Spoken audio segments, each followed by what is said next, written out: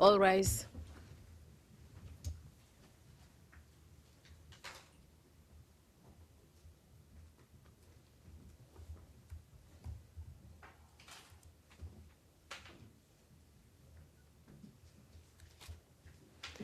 Please be seated.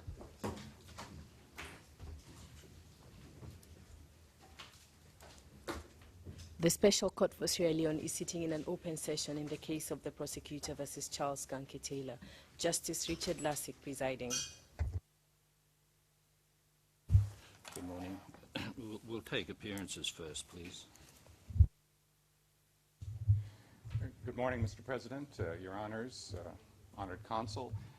Appearing today for the prosecution, Stephen Rapp, prosecutor, together with Principal Trial Attorney Brenda Hollis, Mohammed Bangura, Catherine Howarth, Christopher Santora, Maya Dimitrova, and James Johnson. Thank you, Your Honor. Thank you, Mr. Rapp. Yes, Mr. Griffiths. Good morning, Mr. President, Your Honors, counsel opposite. For the defense today, myself, Courtney Griffiths, assisted by my learned friends Mr. Morris Anya, Mr. Terry Monyard, and Councillor Superwood, and also our case manager, Salah Moylan. And also we're joined today by the acting principal defender, Mrs. Claire Carlton Anseals. Thank you, Mr. Griffiths.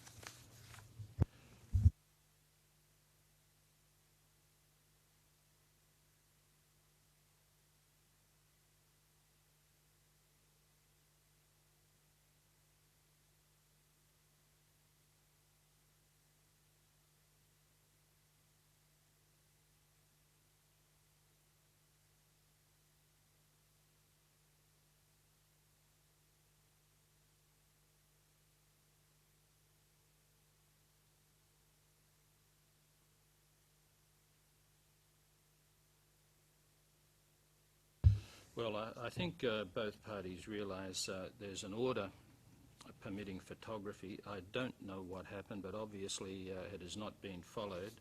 The order was in the terms that the photographer shall be in a position 10 minutes before the start of the proceedings. And I see he is not in court at all. He's entitled, once the court sits, to take photographs for a period of 1 minute.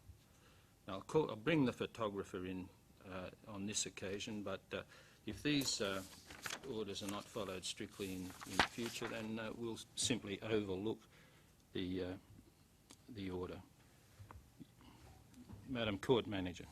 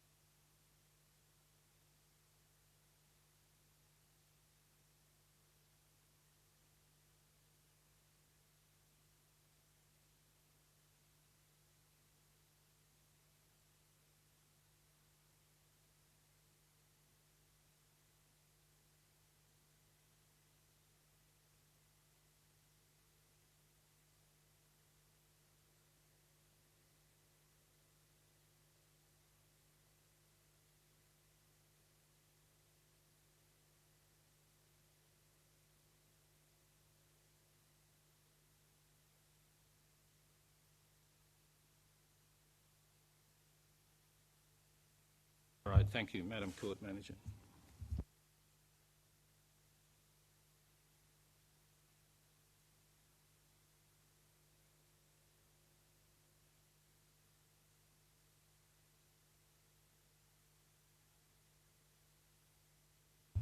Well, today is scheduled for the opening of the defence case, and as became evident last week at the status conference, the defence will make an opening statement today.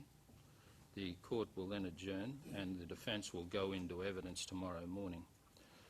Having said that, I'll call on you, Mr. Griffiths. May it please Your Honours. we've broken down our address into the following chapters. First of all, we're going to introduce the topic. We will then provide a brief chronology of how and why we come to be here. And we do that for this reason.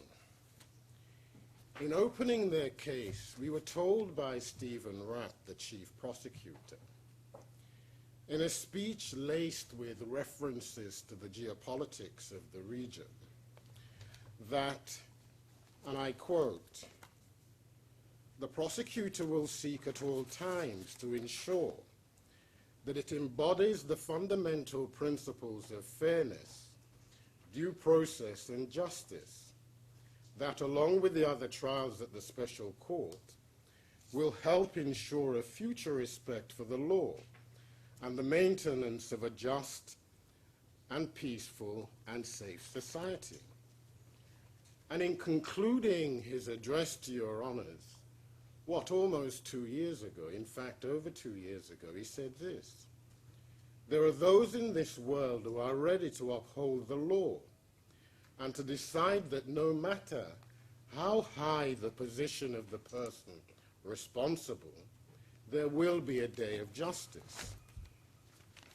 Now, we say quite simply and bluntly right out at the outset that that claim is simply just not true. When one examines the way in which the Office of the Prosecution have behaved, from the unveiling of the indictment in this case and throughout the investigation and trial, we say that sentiment expressed by the prosecution at the outset is riddled with hypocrisy and untruth, and we must, if we are properly to protect Mr. Taylor's interests, address all aspects of the prosecution case, including that. Thirdly, we will then look at the reality of this supposed commitment to equality before the law by examining briefly the experience of the previous defense team. And why do we do this? Simply because Mr. Taylor may be asked in cross-examination, and we need, of course, to anticipate this. Why did you dispense with your previous defense team?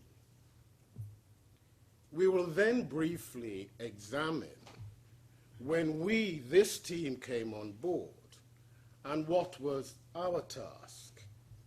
And in light of that analysis, we will then look at what this case is really about. What is the issue? Have the prosecution truly sought to address that issue?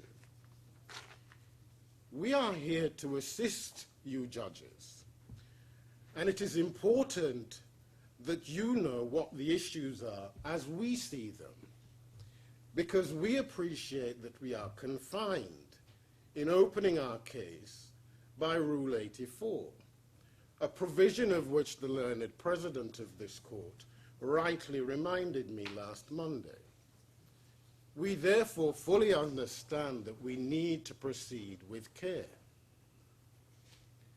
Now, having dealt with that, thereafter, we will necessarily have to examine the accused's decision to give evidence, because again, he might be asked about that. And in looking at that, we feel that it is equally important that we critically examine the lens through which we should examine his account. So we will examine, first of all, prejudice. We will also go on to examine emotion and the fact that neither can play a role in our task. How should the defense case be examined, we say, is a very important question. We're then going to go on and look at the prosecution case and question its adequacy. We do that because we need to define where we say it is lacking in proof, and consequently where we can assist you judges in your task by providing further proof, because we want to focus our case on just those aspects of the case. Now, having done that, we will then examine the defense case. Undoubtedly, there will be no problem with that, because at the heart of Rule 84 is what our duty is in that regard. And thereafter, finally, we will conclude. So let us commence. At the outset, we make it clear that we're not here to cause offense for the sake of it. We are here to defend a man who we say is innocent of these charges. However, whilst we appreciate that the primary function of this opening address is to outline the case for the defense in this court of law, it must equally be recognized that this case has been played out over at least 6 years by the prosecution in the court of public opinion worldwide. And so we are conscious that our audience is far wider than Your Honors, the judges in this courtroom. And inevitably, we must address that wider audience, so long as, of course, we adhere to the rules. However, we bear in mind also that part of this court's ambition is to gain international respect for the rule of law, an ambition which it primarily achieves by allowing a wider world to observe and understand its habits, methods of analysis, and its findings in the cases it hears. And I've already reminded Your Honors of the lofty aspirations of the prosecution in this court. Our plea must therefore be couched in language and terms appropriate to all who have the opportunity to listen. Sadly, much of West Africa does not have that opportunity. And we are constrained to do so because we deal with reality and not theory. For we say that not many of those who readily want to pass judgment on Charles Taylor truly know the details of this case, which covers a period of history in West Africa, which for much of the time, the West and its media completely ignored. The United States of America had no time for its love child, unless, of course, it was perceived to endanger the warped Cold War logic which governed global foreign relations at the birth of this conflict. It has to be remembered that the events we are considering occurred at a time when walls were coming down. So let's move on then and deal with the chronology. Charles Taylor was indicted on the seal on the 7th of March, 2003. The indictment was announced on the 4th of June, 2003, on his first trip outside of Liberia, after the indictment had been imagined into being, we say, by David Crane, the then chief prosecutor. Now, in a revealing footnote to a prepared statement presented to a hearing before the United States House of Representatives Subcommittee on Africa on the 8th of February 2006, that same David Crane, former chief prosecutor of this court, said this, and I quote, "The unsealing of the indictment against Charles Taylor on the day he arrived in Accra, Ghana, for the peace talks in June of 2003 was a calculated move on my part." Pause there. Mr. Crane, of course, that chief prosecutor, was present at the opening of the prosecution case in this courtroom. He was afforded a name check by Stephen Rapp, the prosecutor, i.e. was bigged up in front of a worldwide audience. Yet when speaking of that piece he mentioned, it must be remembered that the statute which established this court provided that, and I quote, "This court should have the power to prosecute persons who bear, one, the greatest responsibility for serious violations of international humanitarian law and Sierra Leonean law, committed in the territory of Sierra Leone since the 30th of November 1996, including those leaders, two, who in committing such crimes, hear this, have threatened the establishment of and implementation of the peace process in Sierra Leone." So this is a court set up for the preservation of peace.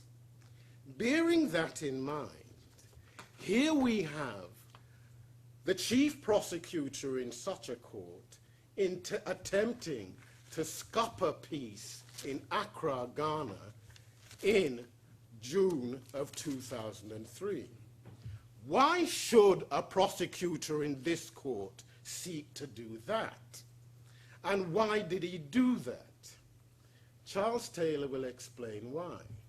But in any event, Mr. Crane continued, was a calculated move on my part to publicly strip in front of the world this warlord of his power by my signature on the indictment. Pause again. Such ego and hubris. To quote Bob Marley, my countryman, working iniquity to achieve vanity. Now let's go back to what Mr. Crane was saying. It was never intended, that indictment, to force his transfer that day to the tribunal, though we would have accepted him and were ready to arraign him on the charges within the indictment immediately. Pause again. So there we have Mr. Crane claiming that way back in June of 2003, this prosecution were ready to proceed. So we ask rhetorically, why hadn't they sorted out their indictment then?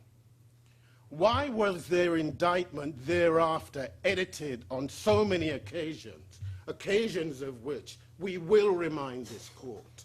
And yet look at the claim that he was making. And he continues, "My intent was to humble and humiliate him before his peers, the leaders of Africa, and to serve notice to Taylor and others that the days of impunity in Africa were over." Pause again. Why not declare the end of impunity for all international wrongdoers? Why just Africa? And then he continues, "Taylor is the first African head of state ever to be indicted for war crimes and crimes against humanity, and only the second in history. His indictment paved the way for the eventual election of Ellen Johnson Sirleaf as the first, note that, first fairly elected president of Liberia." So the Doe election of 1985, at a time when the US was pouring the greatest amount of aid it had ever had into a corrupt regime, a generosity it had never previously shown to its African slave child. And yet we are told that the election in 1997 as well, that too was obviously, given Mr. Crane's sentiment, not fair. And then he continues, "It must be noted," and listen to this, "it must be noted that the United States was given a copy of the Taylor indictment 2 months before it was unsealed in June 2003. It was personally given to Walter Kansteiner, then the Assistant Secretary of State for Africa, at a breakfast meeting in April of 2003 with the US Ambassador Peter Chavez at his home in Freetown. Another copy was given to Pierre Prosper, the Ambassador at Large for War Crimes issues as well. And pausing there, perhaps we ought to congratulate my learned friend Stephen Rapp on his nomination to soon fill that post. But he continues, does Mr. Crane, all parties were warned 24 hours in advance of the unsealing, while Taylor was in Accra. The government of Ghana was served with the indictment and the warrant of arrest the morning of the unsealing of Taylor's indictment. Now one has to ask, why was the United States of America granted this particular favor 2 months in advance? And was this court notified, given that the indictment was on the seal, that the seal had indeed been broken? Was it? Now, what I've just quoted is a mere footnote, hidden away, yet loaded with meaning, particularly when you discover that the same David Crane goes on to say this: the trick to getting a West African leader's attention is cash, plain and simple. Unlike, for example, a British Member of Parliament. And further, we say that money has played a crucial part in these proceedings, as we will deal with. Now, Charles Taylor was humiliated. That was, after all, calculated. And I can assure you that he is humbled, although only by the trust placed in him by the people of Liberia, who rallied to his banner in 1989, including one Ellen Johnson Sirleaf. And those same Liberians elected him freely and fairly in 1997, an election congratulated by a former US president, Jimmy Carter, yet ridiculed by a prosecutor of this court. However, I can assure you that he is certainly not humbled by this ill-conceived, revenge-seeking prosecution. Now, in August of 2003, he stepped down, resigned as president, and went into exile in Nigeria. How many times has that happened in Africa? Ian Smith in Rhodesia, now Zimbabwe, was certainly reluctant to do so in the face of mounting pressure until forced by the anti-imperialist struggle to step down. Sadly, many others may have inherited his stubbornness in that country, an unwillingness to go. And let me not start on South Africa and apartheid.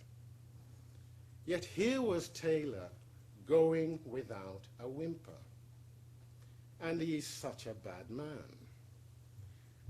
And that going was done by agreement, a deal brokered by Africans for Africans, backed by the United States, the United Kingdom, and the United Nations.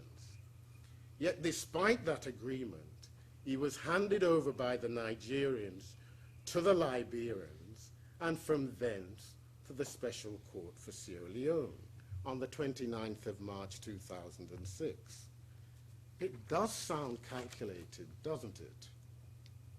And 3 months later, like an illegal immigrant, refugee, or worse, and for those of an historical mind, in reverse, he was taken in chains from the shores of Africa and taken to Holland, thousands of miles away.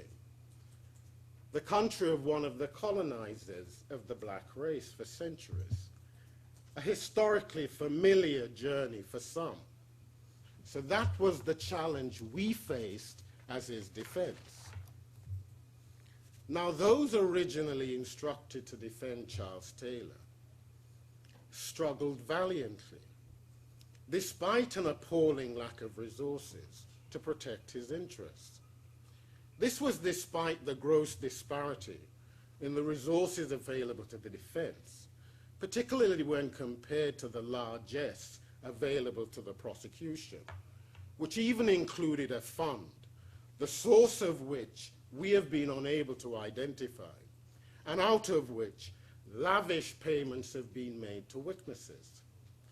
Yet despite this, that defense team struggled on until the summer of 2007, when the injustice of the situation forced Charles Taylor to withdraw his cooperation with this court. Consequently, an attempted start of this trial on the 4th of June 2007 was swiftly aborted, and we were brought on board shortly afterwards in an atmosphere of panic. This is how we come to be here. We sought and were granted 4 months to prepare and thereafter deal with a prosecution case involving voluminous documentation, a case which they had taken years to prepare. Yet after a few months' preparation, we dealt with this case efficiently and professionally. And why? Because it's the job of the experienced advocate to quickly locate the essence of a case and thereafter seek, for the sake of efficiency and brevity, to conclude it as swiftly as possible. That we have always sought to do, so that this case proceeded from the 7th of January 2008 to the 27th of February 2009 without hardly a hitch or delay, unprecedented in my experience of almost 30 years for a trial of this complexity and logistical difficulty. This was 91 witnesses and 14 months later. And why was that? That was because we defined the issue here as being simple. We stated it at an early stage, and it remains our position. Consequently, it is not surprising that the prosecution themselves observed in opening this case, and I quote,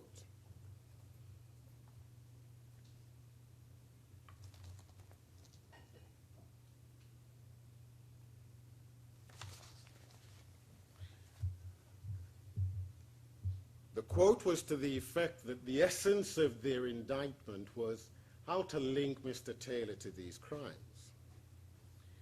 And consequently, we say this case should not have been about what in fact happened in Sierra Leone. There was no issue about that. It should solely have been about who bore the greatest responsibility. There being ample proof that he had made, that is Mr. Taylor, strenuous efforts to achieve peace in Sierra Leone, remembering, of course, the words of the statute. Proof which we will provide in abundant documentary form. Proof available to the prosecution, but which they ignored. We consequently do not, and never have, taken issue with the fact that terrible things, atrocities, were committed in Sierra Leone. We've never done that. We still cannot therefore understand why more than half of the witnesses called were so-called crime-based witnesses to prove a fact not in dispute. Let me assist with one or two statistics. 91 prosecution witnesses were called. Of those, 52 were so-called crime-based witnesses. 33 were so-called linkage witnesses. But also appreciate this. The case having begun in January of 2008, by September of the same year, so 9 months later, 27 of the 33 linkage witnesses had been called by September. So effectively, by September of last year, the prosecution had called the vast bulk of the evidence available to them on the central issue in dispute. And yet we spent from September right through until February of this year listening to some 42 crime-based witnesses giving evidence about the horror of their experience, a matter not in dispute. Yes, I'm Mr. reticent to rise, but the purpose of an opening statement is to talk about the evidence that the defense intends to present. They're talking about evidence that the prosecution presented, numbers. I think the record reflects that all but 2 of these crime-based witnesses the defense objected to presenting in written form, and we're hearing more argument at this stage that's probably fit for closing rather than for telling us what kind of evidence we're going to receive from the defense. Yes, Mr. Griffiths.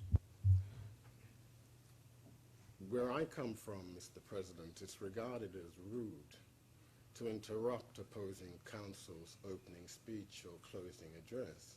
It's normal, in my experience, for such comments to be reserved until the address has been concluded. But in any event, we say, given the latitude afforded to Mr. Rapp when he was opening the prosecution case, we submit that we're perfectly entitled to make the points that we do. Particularly as we do so, we say, in order to set out the issues which we set out from the outset, which we feel we have to address, we cannot just go into a recitation of the defense evidence without any kind of context.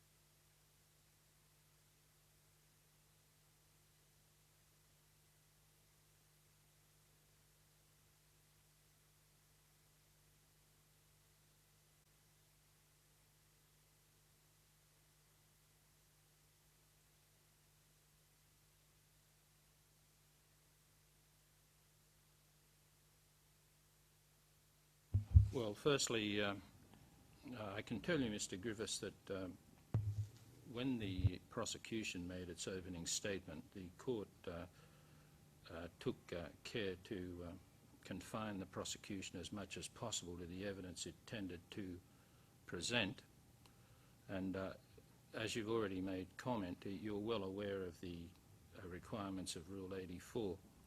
But we seem to, I beg your pardon, we're of the view that what you're saying now is tied in with evidence that you're going to present anyway.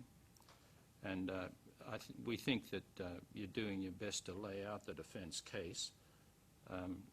So we're going to overrule the objection, but we will direct your mind now to what Rule 84 requires of you. Very well, Mr. President. In any event, Your Honors, having defined the issue as we did, we resolve not to be distracted from the central question. That question being, how do you, the prosecution, say he is responsible? Yet we say, still, more than 6 years after the Office of the Prosecution first formulated the indictment, it remains uncertain where it should be precise. Thus, all of the following are suggested by the prosecution. Article 6.1 of the court statute explicitly lists 5 ways in which Charles Taylor could be held responsible for the atrocities that took place in Sierra Leone. That article holds individually criminally responsible or accountable persons who planned, instigated, ordered, committed, or aided and abetted in the planning, preparation, or execution of a crime within the court's jurisdiction. In addition, there is a 6th truth by which they claim he is liable.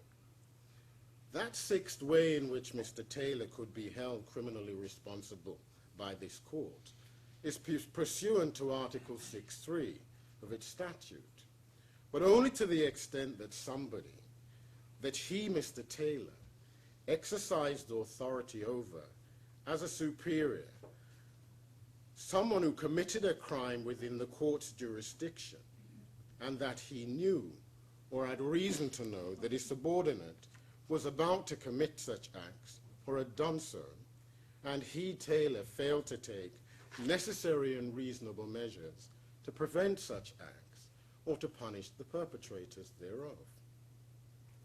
Now, the final route, the final way in which Charles Taylor could be held individually responsible is under a theory of joint criminal enterprise, or JCE, something which those of you who have been following this case know has attained infamous status because of how tortured its various formulations have been since the first indictment in March 2003.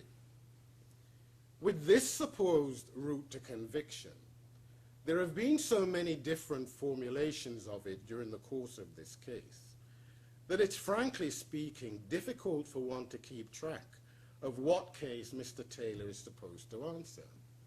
Let us just trace that development. Stage 1. In the first indictment that was signed by David Crane, it was alleged that Mr. Taylor participated in the joint criminal enterprise as, quote, part of his continuing efforts to gain access to the mineral wealth of Sierra Leone and to destabilize the government of Sierra Leone. Stage 2. When prosecutor Desmond De Silva filed the amended indictment on the 7th of March 2006, the phrase joint criminal enterprise was nowhere to be found in the indictment. Indeed, it had been deleted from the indictment in its entirety. Phase 3. Over a year later, on the 4th of April 2007, a couple of months before the trial was due to start, and after several years of preparation, when the prosecution filed its pre-trial brief in this case, we began to see the emergence of diamonds as an expressly stated reason for Mr. Taylor's alleged participation in the common plan of the JCE. The pre-trial brief alleged that Mr. Taylor, quote, participated in a common plan, design or purpose to gain and maintain political power and physical control over the territory of Sierra Leone, in particular the diamond mining areas, in order to exploit the natural resources of the country. They went on to add, quote, implementation of this common plan included overthrowing the government of Sierra Leone. Stage 4. A few weeks later, during my learned friend Mr. Rapp's opening statement on the 4th of June 2007, he said that Mr. Taylor was, quote, responsible for the development and execution of a plan to take political and physical control of Sierra Leone in order to exploit its abundant natural resources and to establish a friendly or subordinate government there to facilitate that exploitation. However, stage 5. When you judges in this chamber rendered your judgment on the 20th of June 2007 in the AFRC case and ruled that an alleged common purpose to take any actions necessary to gain and exercise political power and control over the territory of Sierra Leone, in particular the diamond mining areas, was not an international crime, nor a crime punishable under the statute. The prosecution panicked and filed on the 3rd of August 2007, version 5, an amended case summary, alleging there that the common plan that was shared by Mr. Taylor and other participants in the JCE was to inflict a campaign of terror on the citizens of Sierra Leone in order to pillage the resources of Sierra Leone, in particular the diamonds, and to forcibly control the population and territory of Sierra Leone. Yes, it had become terrorism. Now, I wonder where that term terrorism came from at a time when the so-called war on terror is still ongoing, a war which has dominated our lives for over a decade. So we say now that we've reached July 2009, which is it? Diamonds? Or is it political control? Or is it overthrowing the government of Sierra Leone? Or is it terrorizing the citizens of Sierra Leone? Which is it? Why are we, several years down the line, faced with this lucky dip of a prosecution as a supposed pathway to proof? We say the indictment is still unclear, 6 years after it was first unveiled. What kind of a prosecution, we say, is this? Take your choice, because we're not sure. And this is the party to these proceedings which bears the burden of proving guilt beyond a reasonable doubt. And they themselves clearly, by the history of their behavior, are not sure. We say, had Mr. Crane all those years ago concentrated more time on doing his job as a lawyer and less as a politician, had he concentrated on his job as a lawyer rather than seeking to humiliate and humble an African, then maybe we would have a clearer idea today as to why we are here. So moving on, the decision to give evidence. Since he was taken to Freetown, Mr. Taylor has not said a word in his own defense. He has kept his own counsel. This is his first and perhaps only chance to give his account. Now he takes the opportunity to put forward his defense, not because in law he has to, but because he wants to. He feels it's important to set the historical record straight. Nevertheless, before he sets out his case, he appreciates that he faces some important hurdles. So let us address them directly right at the outset. The first, we acknowledge. Yes, the first is the deeply ingrained popular prejudice against Mr. Taylor, held by so many who have not listened or observed the full and dreadful story of what happened in West Africa from 1989 to 2003, and what had led to it. A decade and a half period of bitter tears, still bleeding wounds, destruction and death, images of trauma, human suffering and inhumanity, more easily erased from the memory than remembered because of their sheer brutality.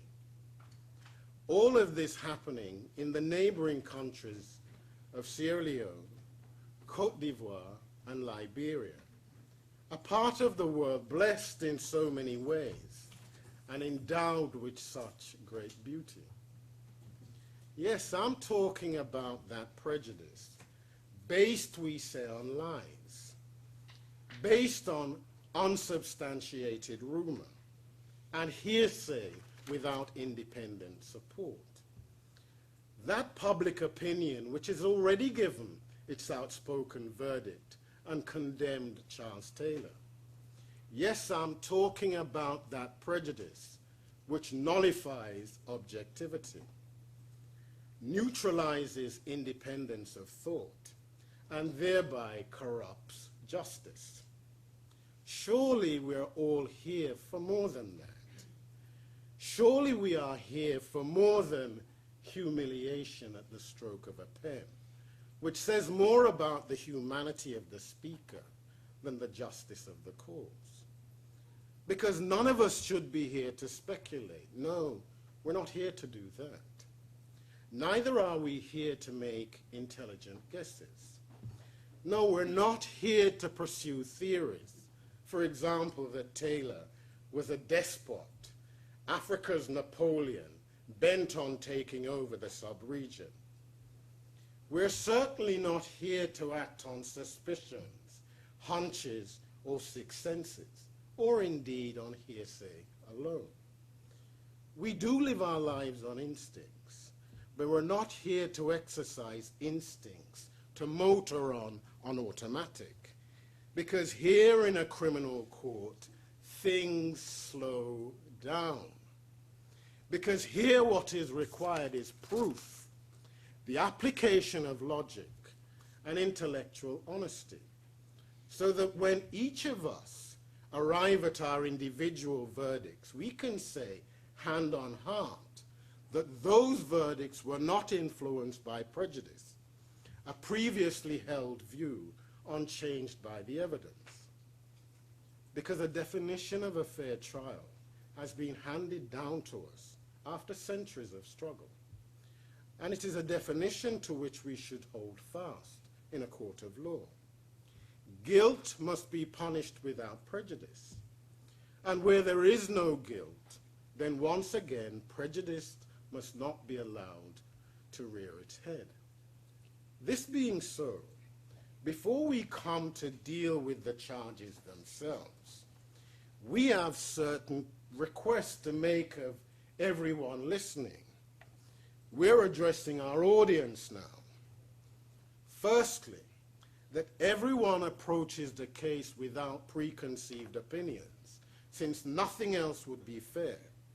For if we, coming to observe a tribunal of this kind, insist on basing our judgments upon conclusions that we have previously formed ready-made, instead of deciding in accordance with the facts, then none of us would have the right to say that we have fairly stood in judgment. Frankly, your reputation as judges would be gone.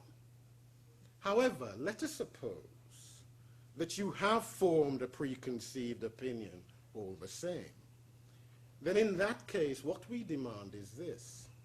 If you find that our reasoning uproots that opinion, if our argument undermines it, if truth destroys it, please, we say, do not resist, but rather dismiss those preconceived ideas from your mind and seek to arrive at a verdict in light of the facts you find proved, drawing proper and reasoned conclusions from the evidence.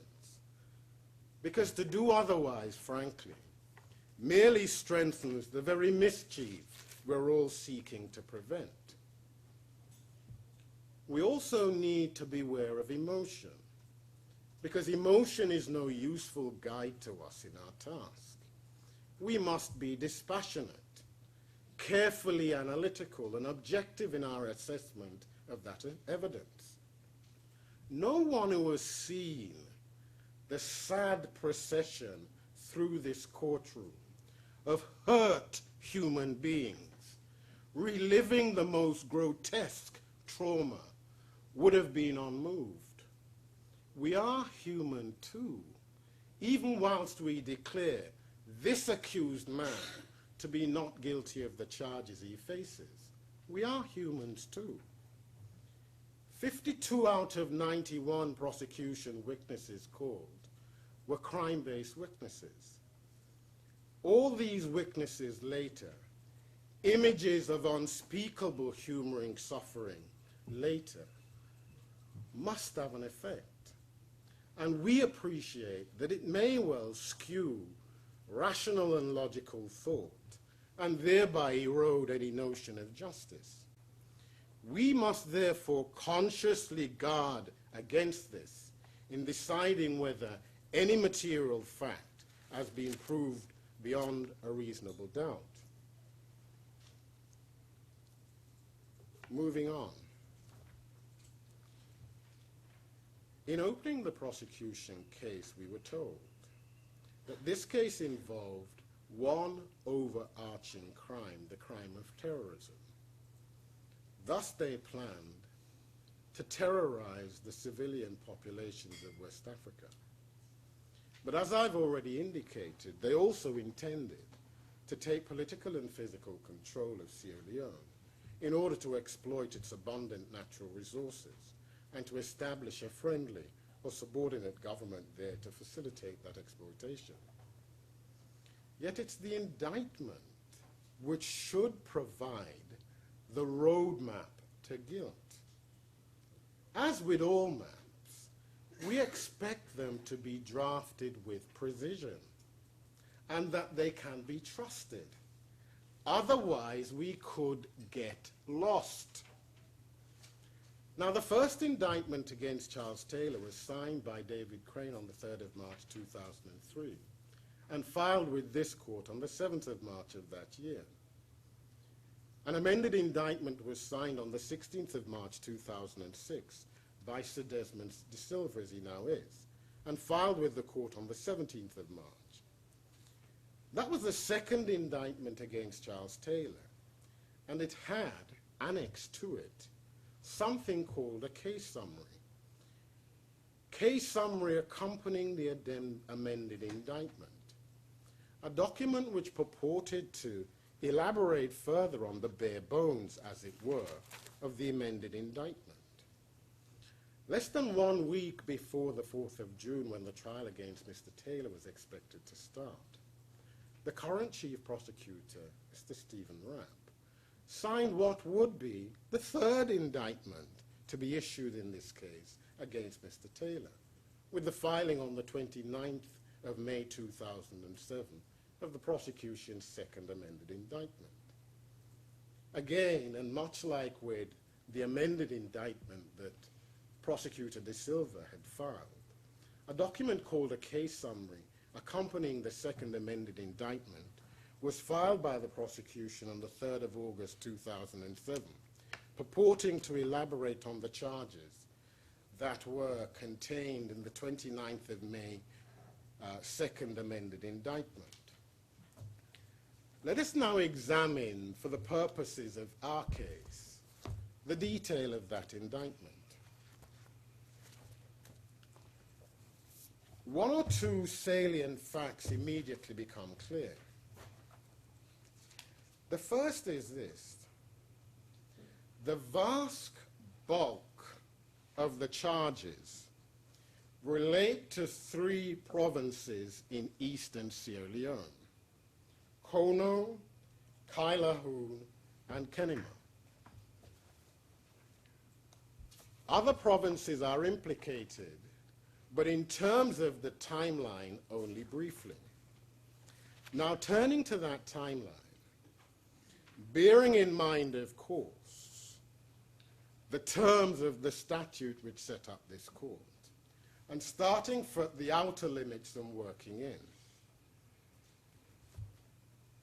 the plan to which Mr. Taylor is said to be party was supposedly hatched in Libya in the 1980s. It was put into effect when he invaded Liberia on Christmas Eve 1989. So at one end, that's the outer limit. We know at the other end, August 2003, steps down and goes into exile. Let's just bring the boundaries in a little further now. We know that thereafter the indictment period dates from the Abidjan Peace Accord, 30th of November 1996, through to President Kaba declaring peace in January 2002. But even within those parameters, the real core of this indictment effectively dates from February 1998 to the end of January 1999, a period when, as the prosecution rightly stated in their opening, the violence in Sierra Leone reached a crescendo. So in effect, what we're here dealing with is roughly a 12-month period from February 1998 through to the end of January 1999. Why those parameters? February 1998 is the ECOMOG intervention, when we say a group of Sierra Leonean soldiers who had formed the junta regime, the AFRC regime, felt disgruntled, downright annoyed and angry that a force of Nigerians, without any sanction from the United Nations or anybody else, kicked them out of power in Freetown. And thereafter, history shows that those same disgruntled soldiers went on a campaign, an orgy of violence, which took them to the north of Sierra Leone, returning back to the Western District late in the year of 1998, and thereafter, on the 6th of January 1999, wreaked havoc and destruction in Freetown. That is what is at the core of this case. And that is what we shouldn't lose sight of. Yes, there are counts which extend beyond that time frame, but that period is really at the heart of this prosecution, and that's what we ought to concentrate on. Now, having examined that, let us remind ourselves also that although the indictment itself is set in narrow limits in terms of time and territory, here November 1996 to January 2002, solely limited to Sierra Leone, the evidence nonetheless placed before this court and relied on traverses a much wider historical and geographical period. Thus, in terms of this timeline, we were told that the plan at the heart of this design, quote, was formulated in Libya by the accused. That's a long time outside the indictment period. Further, in geographical terms, much evidence is being called of events in Liberia from the likes of Hassan Bility and TFI 590, none of which on the face of it seem to have much to do with the issue at hand, rather than a search for prejudicial evidence. So the narrow limits set by the statute have been exceeded considerably. This expansion, whilst not accepted, has to be addressed. Consequently, the defense case cannot be dealt with within a narrow compass. So let me then turn now to the defense case.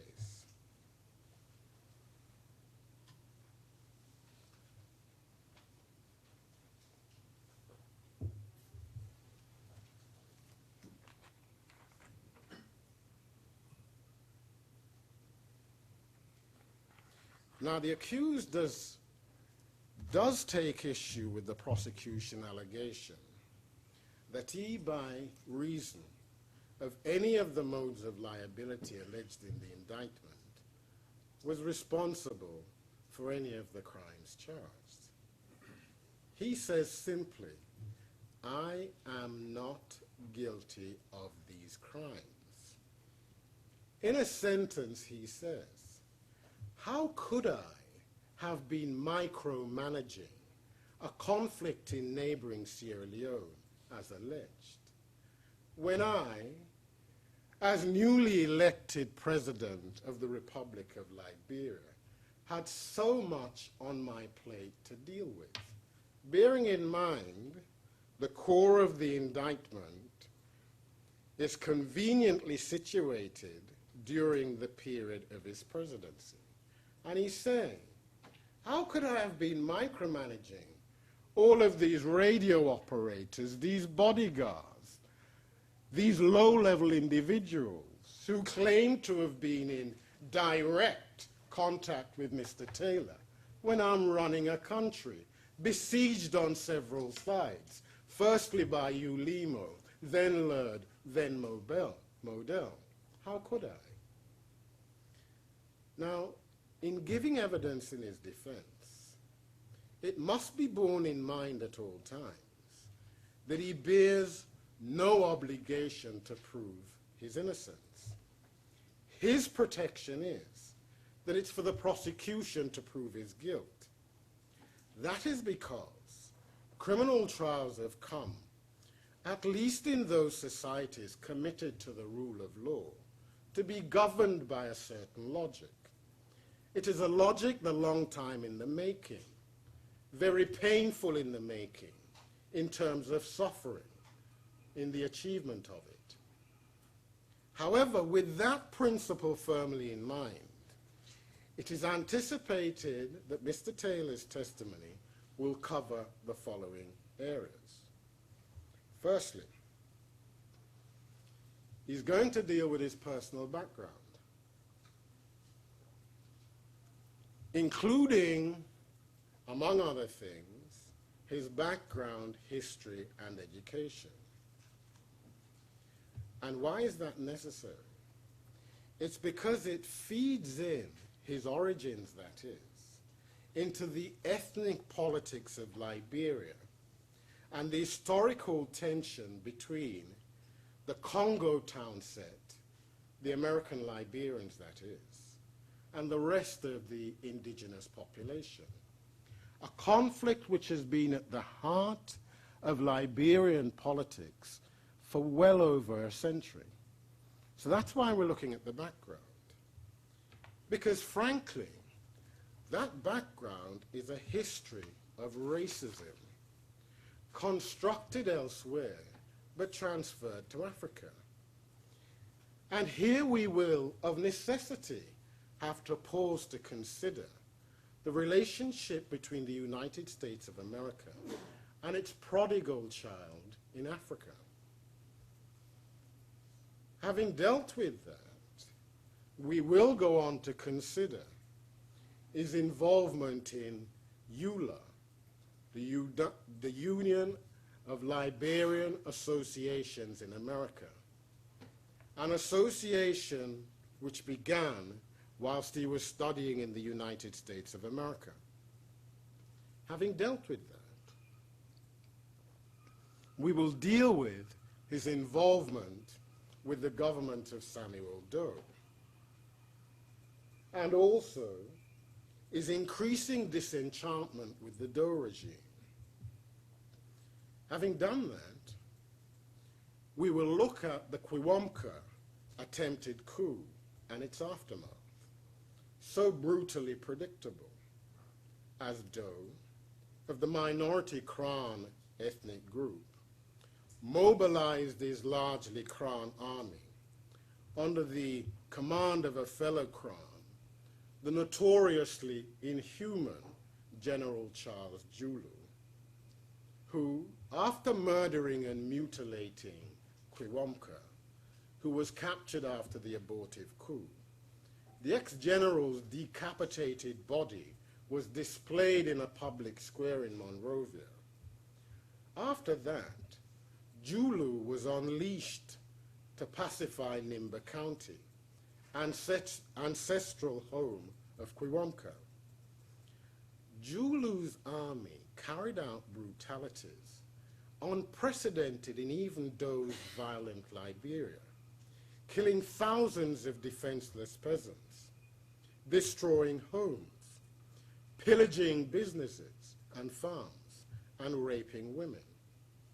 Thousands fled in terror and horror to neighboring Côte d'Ivoire.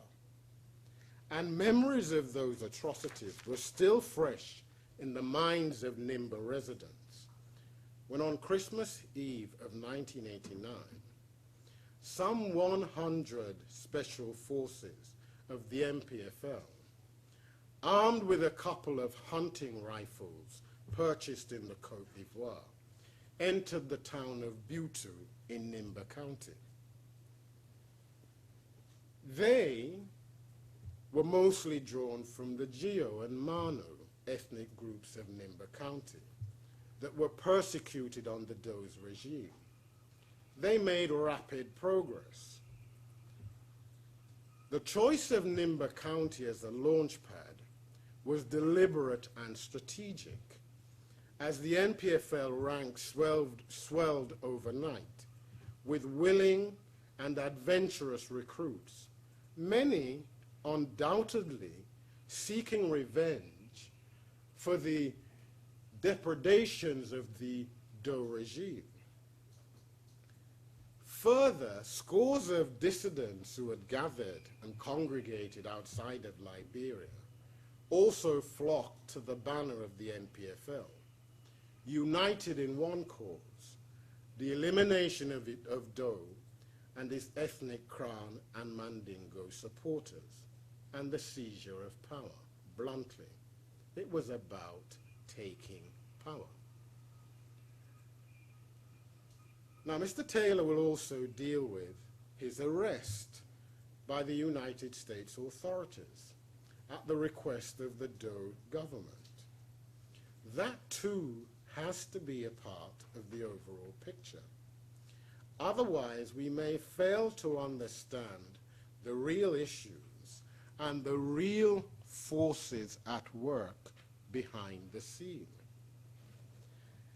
However, when saying that, much of what we say about the background to these events is a matter of historical record.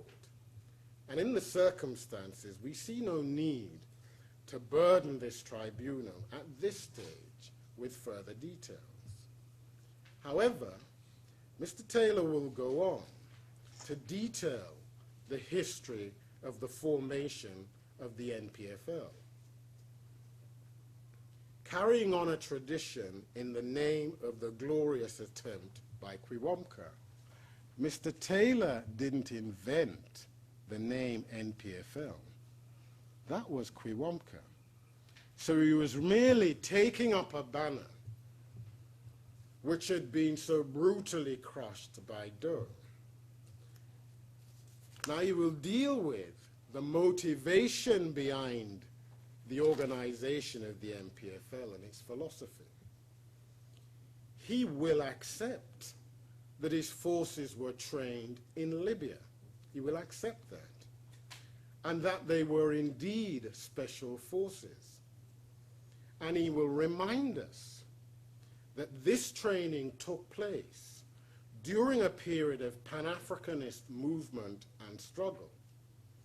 And he will also explain the need to see that development against the background of a Cold War nearing its end in the face of the collapse of the Soviet Union and the construction of a world with just one superpower, the United States, and its important ally, the United Kingdom, which had a stake, remind us ourselves, in Sierra Leone, and which also, the same United Kingdom, feared the emergence of Nigeria as a regional superpower. And Mr. Taylor will remind us that there were groups at that camp in Libya from all over Africa and the rest of the world. He will tell us about that. And he will tell us, in terms of that period, that he was in contact with a group of Sierra Leoneans. This is in Libya, amongst others. But the Sierra Leoneans, that group he was in contact with in Libya, they were called the Sierra Leonean African Revolutionary Movement. Pan-African Revolutionary Movement. Let me say that again. The Sierra Leonean Pan-African Revolutionary Movement. They were not called the RUF. And he will also tell us that one Ali Kaba, a former student dissident from Freetown, and also a relative of Tejan Kaba, the former president of Sierra Leone, that it was that Ali Kaba who was in charge of the Sierra Leoneans in Libya.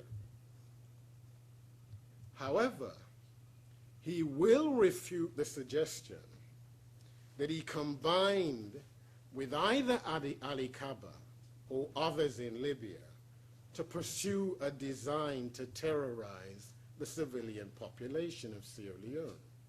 He will totally refute and reject that.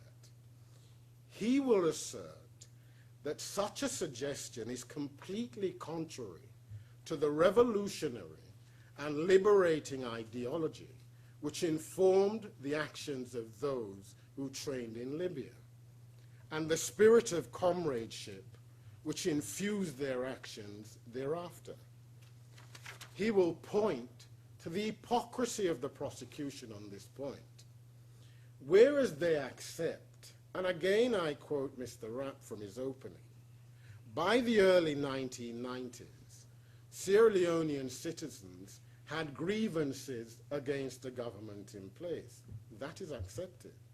Yet nonetheless, the same prosecutions seek to illegitimate and demean their attempt to do something about their condition by labeling them terrorists. Thus the prosecutions say, quote, some say the RUF was fighting in Sierra Leone for a kind of national liberation, for the betterment of the people of that country. But we submit that there was really only a thin veneer of ideology that masked the real motive of destruction and exploitation. In other words, they were from the outset merely a bunch of bandits, thieves, murderers, and rapists. That's all they were. That's the suggestion. Now, the accused will also further deal with his relationship with President Momo of Sierra Leone and his presence in that country in the late 1980s. Thereafter, he will recount the launch of the Liberian Revolution from the neighboring territory of the Côte d'Ivoire. He will detail how, despite the fact that at the outset of the revolution, he could call upon less than 200 trained special forces, he could quickly call upon tens of thousands of ordinary Liberians. Ordinary Liberians motivated by their detestation of the cruelty and carnage of the Doe regime, and how, with that force, they quickly routed Doe's army. He will go on to describe how the phenomenon, that dreadful phenomenon of child soldiers, had existed in this part of Africa, and indeed elsewhere, and had been a feature in many instances of civil war and armed insurrections around the world, well before Charles Taylor emerged on the scene, as the prosecution's own expert, Stephen Ellis, was forced to concede.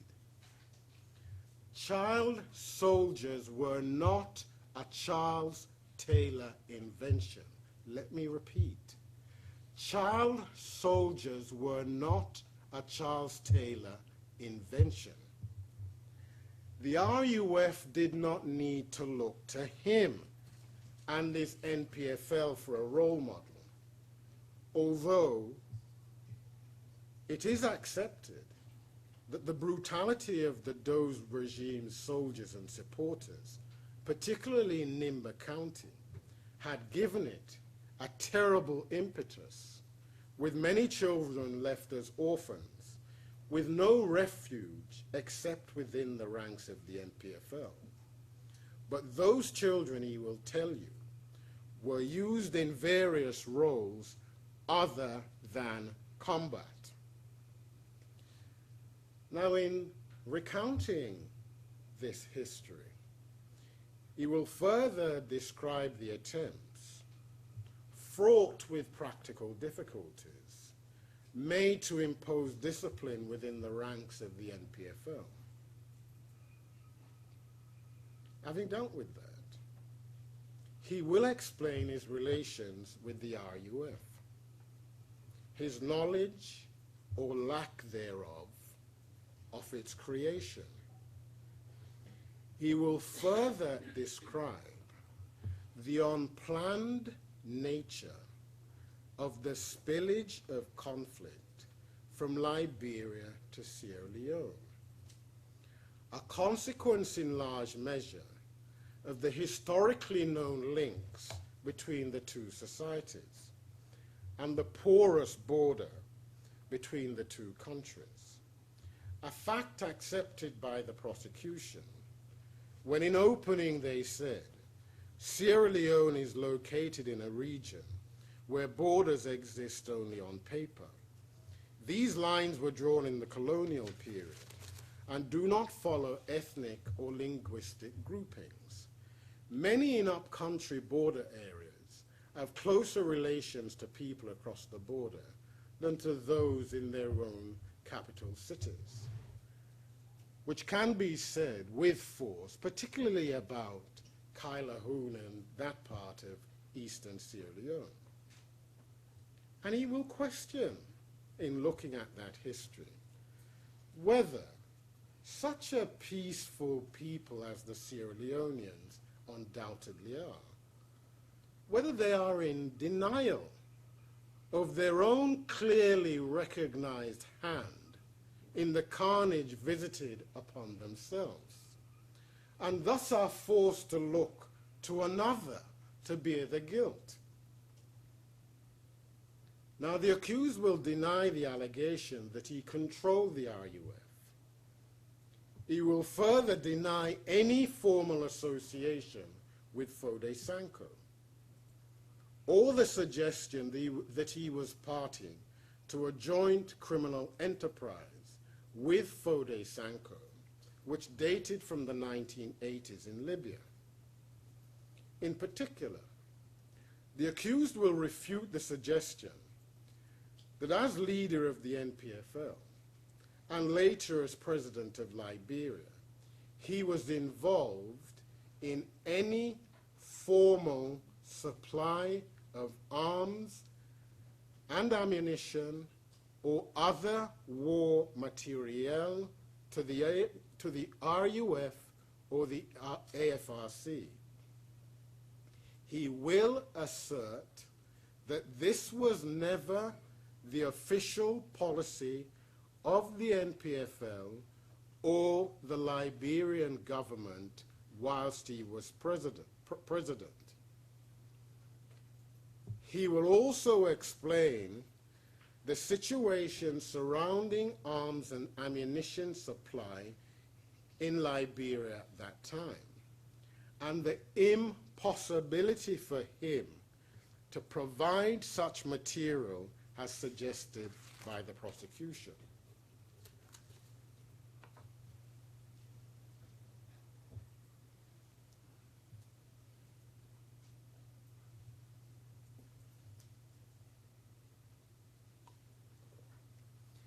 The accused will also describe the intervention of ECOWAS in the Liberian conflict through the deployment of ECOMOG.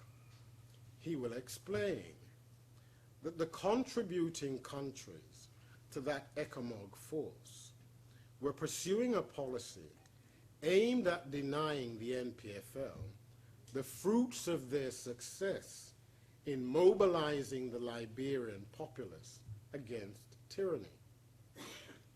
He will outline the hypocrisy of some of those contributing countries who, whilst proclaiming that they were in Liberia to promote peace, nonetheless funded and assisted first the LUDF and LULIMO to launch an illegal war against the NPFL and by extension the Liberian people, and thereby extend by several years the suffering of that same Liberian people.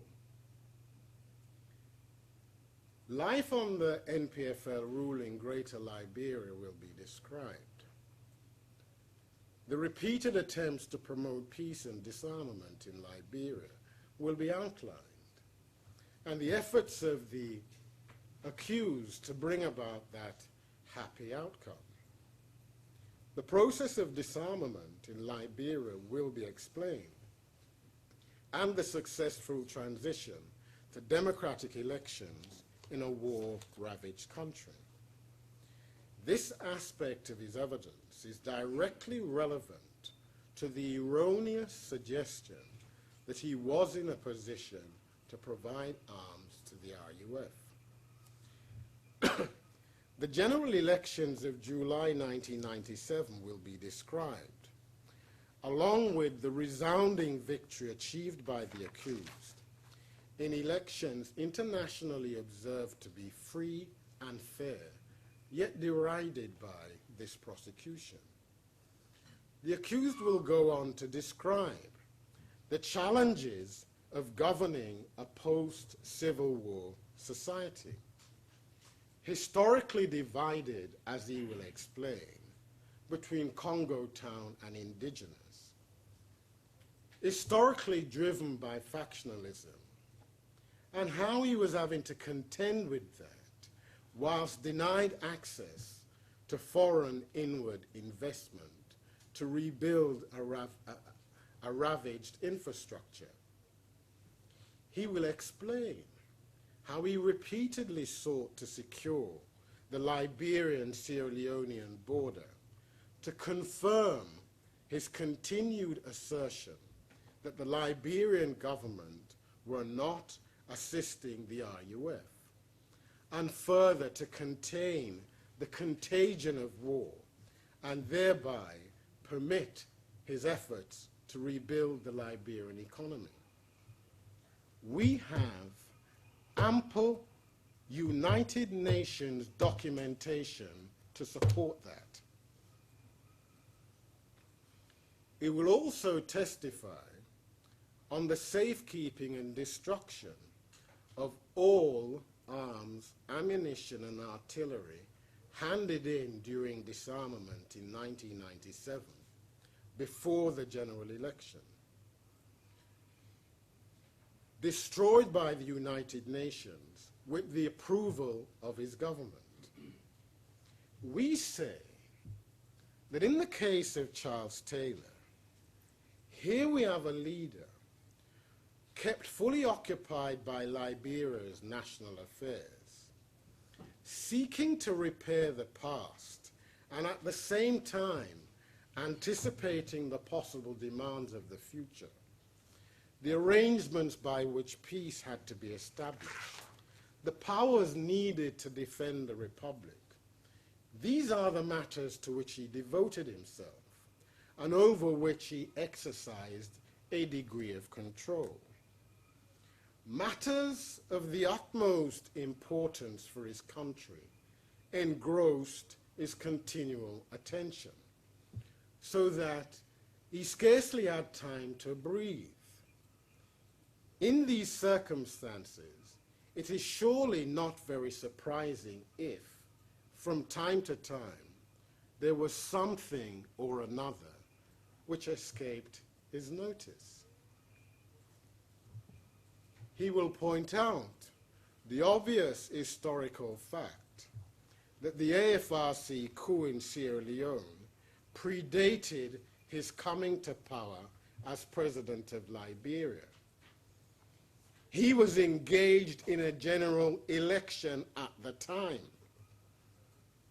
with the concomitant conclusion that he played no part in the ousting of the Kaba government.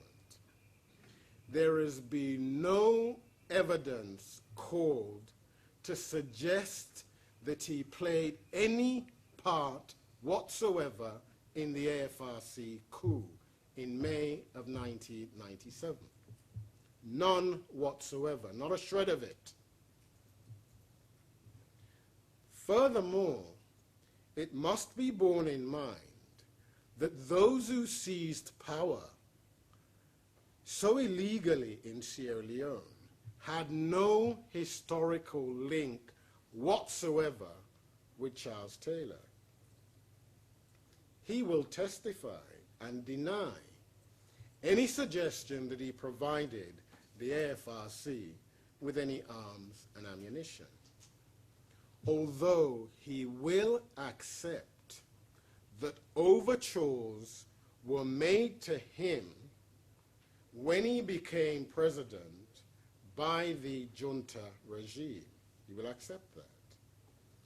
But he will say that he rebuffed those overtures in accordance with ECOWAS policy to which he was a party. He will go on to outline Liberia's appointment to the Committee of Five after he became president, and his own personal commitment to the overriding objective of that body, namely to bring peace to the sub-region as mandated by ECOWAS. He will point out that it was in late 1997 that Liberia was made a member of the Committee of Five on Sierra Leone and placed on the front line by his colleagues in ECOWAS to get personally involved in helping to bring peace to Sierra Leone. And again, we will provide ample written evidence from other members of the Committee of Five showing that he was personally requested to play that role. And his selection for the role should be obvious. Why not let a former rebel deal with rebels? And after all, they do share a common border. So he will testify about his involvement in dealing with the many ceasefire agreements between February 1998 to 2000. He will deal with the breakdown of those agreements and his efforts to put things back together again in order to ensure the continuation of peace. He will deal with his part in the Lome Agreement, the progress towards that agreement, efforts to destabilize that agreement, and consequently his involvement in the West Side Okra Hill situation, his involvement with the removal of Johnny Paul Koroma from Sierra Leone to Liberia to preserve peace, the moving of Sanko and Johnny Paul Koroma from Liberia to Sierra Leone, a fact fully documented in United Nations records, which show that it was at the behest of others that he became involved in that process. It will also deal with the extraction of Sambokari in December 1999 from Sierra Leone to Liberia. Again, a fact fully documented in United Nations records. That was done not because, as suggested, of some long-standing relationship between Taylor and Bockering, but rather in an effort to preserve peace, which Bockering was threatening. And we have the records to prove it. He will also deal with the appointment of Issa Sisse as the leader of the RUF. Again, not because he was the man in control of the RUF, but because a collective decision was taken at ECOWAS level that because of the situation of Sanko, they needed someone to deal with within the RUF, and he was the one deputed to bring that about. And yet now, everything is turned on its head, and that is now used against him as evidence of his control, when he was merely acting in accordance with United Nations policy, which those people on the other side of this room know about. And had they had the diligence to find the documentation and place it before this court, we would not have been proceeding on a misconception these past few months. So he will deal with that. And he will deal with the subsequent final piece in Sierra Leone, all of which were done with the knowledge, consent, and participation of ECOWAS and the United Nations. There is ample documentary proof of it. And he will say that these activities in which he engaged was in fact carried out on behalf of ECOWAS, and at no stage was he acting in an individual capacity as president of Liberia. Goodwill on his part, he will say, has been turned on its head in a desperate, vain attempt to find proof. He will also vehemently deny the suggestion that he played any part in the orgy of violence which followed the ECOMOG intervention in Freetown in February 1998, and which led to the removal of the AFRC regime. In like terms, he will deny any involvement in the carnage and brutality popularly described as the Freetown invasion of the 6th of January 1999. He will point to the clear historical record which makes clear who were the real perpetrators of that particular atrocity.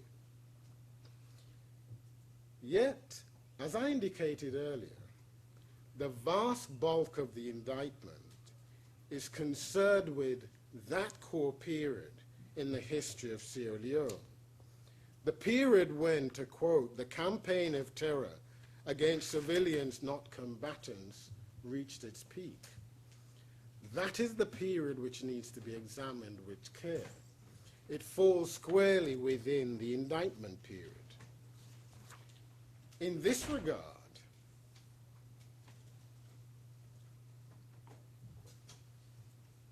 yes, in this regard, we will ask this court to note the shadowy role of certain foreign powers whose pursuit of their own selfish interests in the region led to the continuation of the war in both Liberia and Sierra Leone.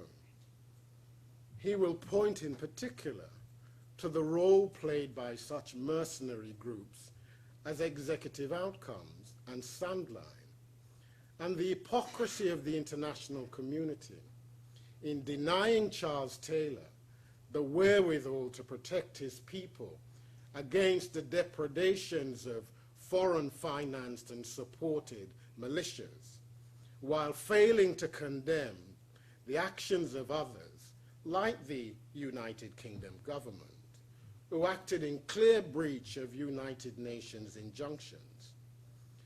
By way of example, he will show how the first attacks of Lurd followed shortly after the destruction by the Liberian government of arms and ammunition handed in during the ceasefire in Liberia.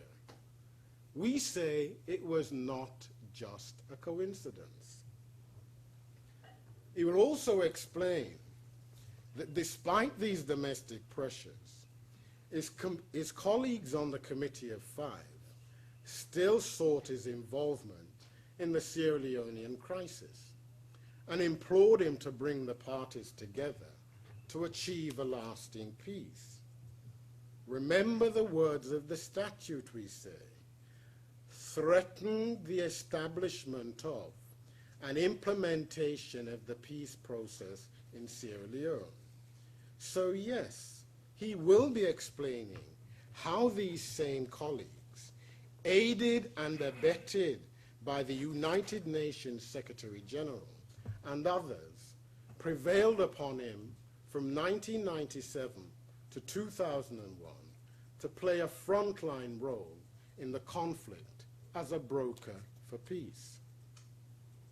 He will describe in detail his efforts to defend a fledgling democracy in Liberia from the predations of foreign-supported factions.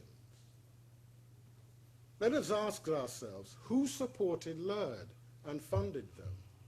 Who supported, funded, and organized Model? Groups bent on overthrowing his government and promoting war and dissension in Liberia. It's called regime change. That's what it's called. We don't like you, so we will get rid of you.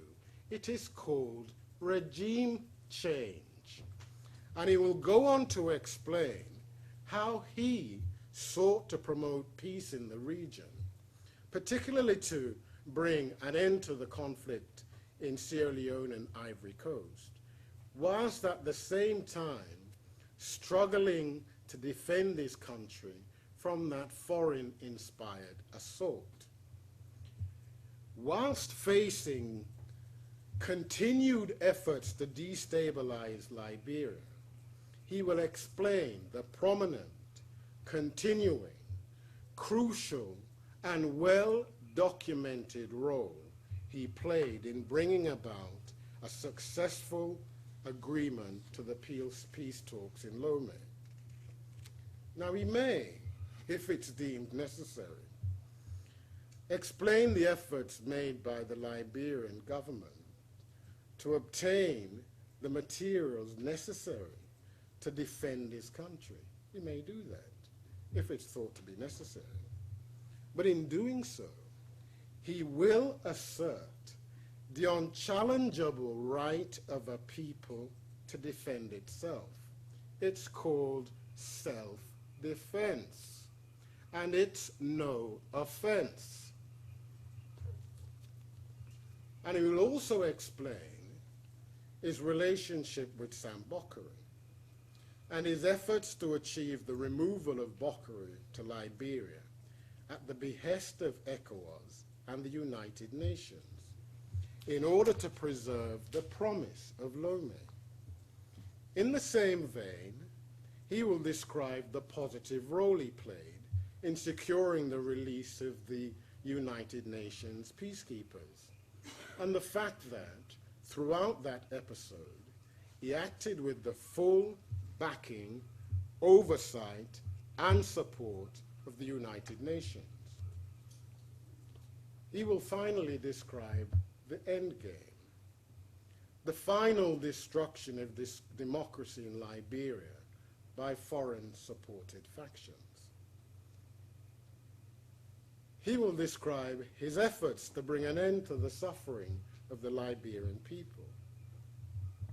He will describe the clear, and you may feel, shocking attempt by David Crane, Chief Prosecutor of the Special Court, to scupper the peace talks in Accra in March 2003 by timing the unveiling of the indictment against him to coincide with those efforts. Remember the words of the statute. We say that was the case of a supposed minister of justice seeking to scupper attempts at peace. Precisely what this court is supposed to be about, and thus the saving of life. He will describe how he magnanimously agreed to take the unprecedented step of standing down as democratically elected president of Liberia in order to spare his people continued suffering from yet more civil war against his democratically elected, let us not forget, government. And he will describe how the agreement which led to that momentous decision, him standing down, was backed by the United States, the United Kingdom, the United Nations, and several African leaders. And how that agreement was betrayed, and he was handed over, contrary to the agreement, to this court for trial. How many in Africa step down peacefully and hand over power? Power, yes, that addictive thing, so peacefully. How many do that? And let us remind ourselves that it's not just black Africans who have refused to hand over power in the face of the greatest obstacles. The most embedded examples are of white men refusing to hand over. Ian Smith in Rhodesia and that vile apartheid regime in South Africa. Those are the best examples. And we will seek to expose the corruption at the heart of this prosecution, how evidence has been bought and been secured through favors. Many may have become bored with our efforts to expose this aspect of the prosecution case, but we have persisted because justice cannot be polluted in this way in our eyes. It is much too precious for that. Mr. Taylor will bluntly declare that his trial is political, and he will point, among other things, to the failure to indict former President Tejan Kaba, despite his role as defense minister in the Sierra Leonean government throughout the formation and deployment of the CDF, or even though he must, the same President Kaba, on any objective analysis of the phrase, persons bearing the greatest responsibility, he must have been a more appropriate candidate for indictment than Hinga Norman, the deputy, remember, defense minister. So we ask, why was Kaba spared and not Taylor? Why? And we also point to, in that regard, the statements of David Crane at various times during his tenure of the role of chief prosecutor and others who have followed him in that role. Those are all important matters. But we ask you to underline this concern. Why so many years after this indictment was unveiled are we still faced with this lucky dip? Why? Pick your choice kind of a prosecution.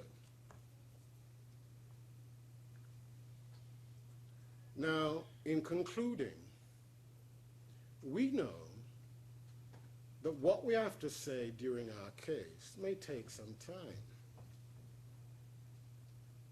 We acknowledge that things may not always run smoothly during the currency of our case, because frankly we are still preparing it. But nonetheless, experience should teach us that truth is often to be found only through a slow and painful process. That same experience should teach. It should teach us that it's better that we take time to achieve a fair verdict than rush to judgment, because then we may have to deal with the human pain of a miscarriage of justice. And undoing that kind of pain takes time. So rather, let us give ourselves the time to do justice first time round. Those are my submissions, Your Honours. Well, thank you, Mr. Griffiths. Are there any other matters before we adjourn? All right. Well, the defence is.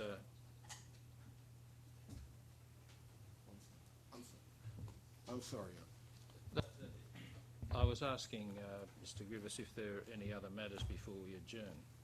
Well, I think Mr. Taylor was giving me some instructions on that. I wonder if I could have a moment. Certainly.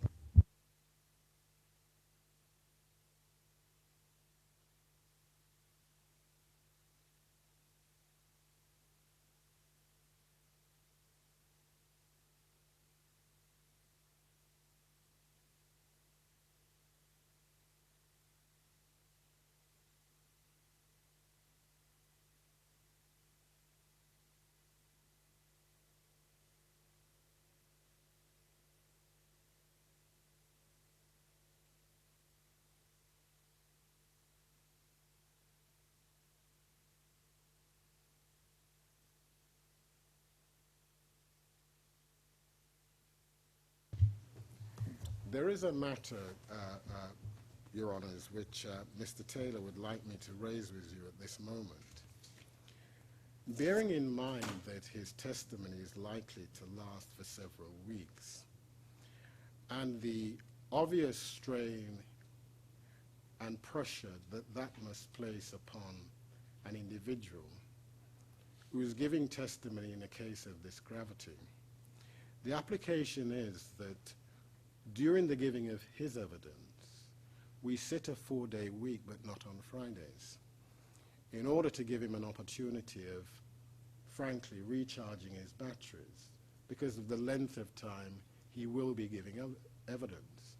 And we consider in the circumstances, whereas we're anxious to conclude this trial and indeed his testimony as soon as possible, Your Honours might consider that in these unique circumstances, it may be a reasonable application that we're making. It's only for his evidence, not for the rest of the defence case. That's appreciated.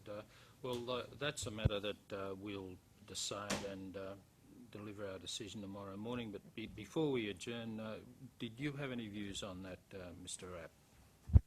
Well, Your Honours, we have this courtroom exclusively through December as far as the ICC is concerned, and I don't want us to lose any of the time that we have available here. And other witnesses, some have been on the stand for more than a week, some for more than 2, and they testified on Friday, and it's only a part day, and it's only a 5.5-hour day. So we'd respectfully ask that we use the time that's available to us to proceed with this case. Thank you. Well, Mr. Griffiths, was anything said there that you wanted to reply to? Not at all. All right, thank you. Well, the defence is due to call evidence tomorrow morning. This court is adjourned until 9:30 tomorrow. All rise.